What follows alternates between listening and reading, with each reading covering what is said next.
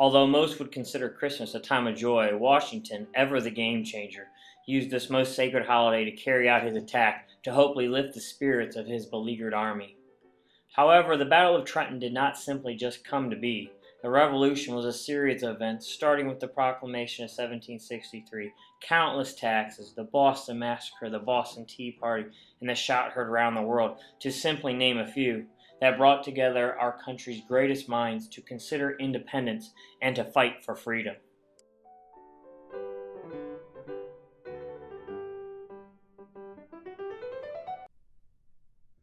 We must all hang together, or assuredly we shall all hang separately. The sun never shined on a cause of greater worth. The cause of America is in a great measure the cause of all mankind. The die is now cast. The colonies must either submit or triumph. We must not retreat. A traitor is everyone who does not agree with me.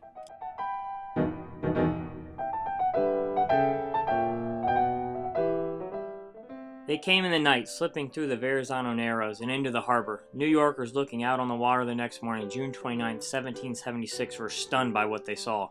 I was upstairs and spotted as I peeped out the bay something resembling a wood of pine trees trimmed. I could not believe my eyes, recalled Daniel McCurtain, a private in the new Continental Army stationed in Brooklyn. I thought all of London was afloat. All summer long, the ships kept coming. By mid-August, there were more than 500 in the harbor, and some 32,000 British and German troops had been landed on Staten Island. I feel for you and my other New York friends, an English sympathizer wrote to an American acquaintance, for I expect your city will be laid in ashes. Oddly cautious, if William Howe had pursued the American forces like the siege at New York, the war likely would have been different. The Americans paid a terrible price for trying to defend New York. They had lost most of their munitions and supplies. Along with 3,600 dead or wounded, thousands more had deserted. Some 4,000, including 300 officers, had been captured, leaving Washington with no other choice other than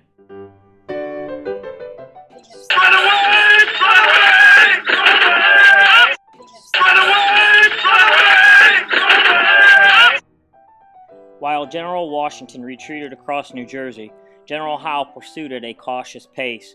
He established a series of outposts generally populated by German Hessians.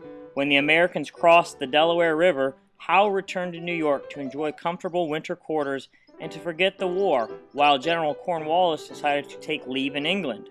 British troops and German Hessians robbed and raped and treated the citizens of New Jersey and Pennsylvania horribly, thereby diminishing the forces of potential loyalism. Property was damaged and food requisitioned, and such treatment helped Washington secure militia help for his embattled Continental. Although challenged by a great foe, the Continental Army could not be held down for long.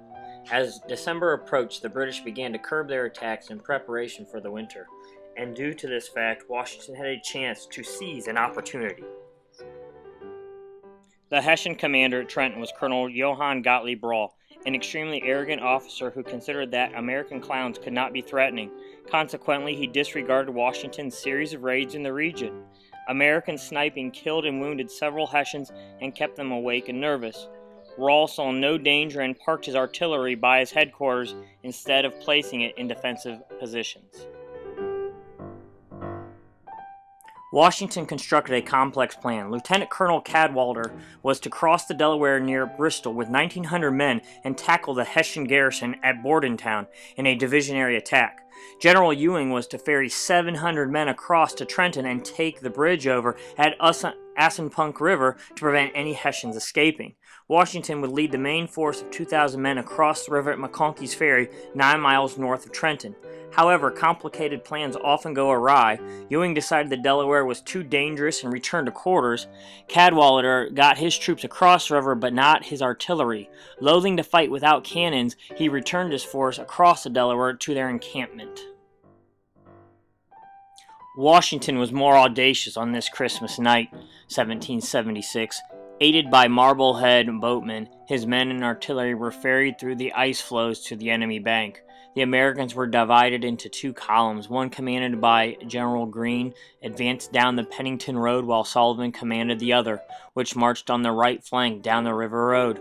Successful coordination brought both columns to the outskirts of Trenton just before 8 a.m. Although it makes for a great story, the legend has it that the Hessians were drunk and sleeping off Christmas celebration upon Washington's attack at Trenton. But in reality, Rahl had pickets on the main roads which spotted the American advance.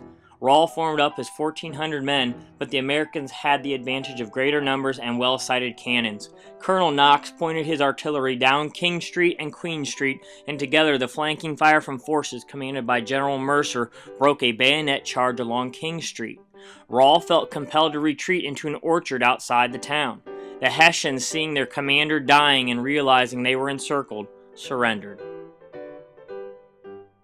The Americans suffered 4 killed and 8 wounded. Nearly 1,000 Hessians were captured, 22 were killed, and 500 fled over the Assunpink to Bordentown. Courageous leadership and boldness in a 2-column attack had broken the Hessians and encouraged further aggressive American operations. 4 days after the attack, Washington and the Continentals occupied Trenton. To the President of Congress, John Hancock. Headquarters, Newton, December 27, 1776.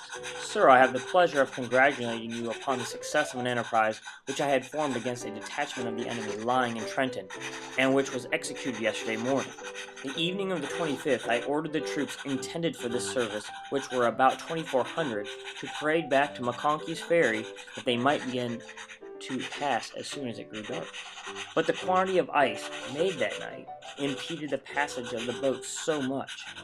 This made me despair of surprising the town, as I well knew we could not reach it before the day was fairly broke. But as I was certain there was no making a retreat without being discovered and harassed on repassing the river, I determined to push on at all events. The outguards made but small opposition for their numbers. They behaved very well, keeping up a constant retreating fire from behind houses. However, finding from our disposition that they were surrounded, and that they must inevitably be cut to pieces if they made any further resistance, they agreed to lay down their arms. The number that submitted in this manner was 23 officers and 886 men. Colonel Rahl, the commanding officer, with 7 others, was found wounded in the town. I don't know exactly how many they had killed, but I fancy not above 20 or 30, as they never made any regular stand. Our loss is very trifling indeed, only 2 officers and 1 or 2 privates wounded. We found no stores of any consequence in the town. In justice to the officers and men, I must add that their behavior upon this occasion reflects the highest honor upon them. The difficulty of passing the river in a very severe night, and their march through a violent storm of snow and hail, did not in the least abate their ardor. But when they came to the charge, each seemed to vie with the other in pressing forward, and were I to give preference to any particular corps, I should do a great injustice to the others.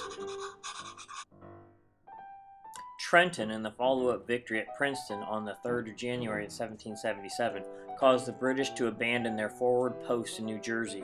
By going into winter quarters at Morristown after the Battle of Princeton, Washington threatened supply lines and thereby swept the enemy from the state.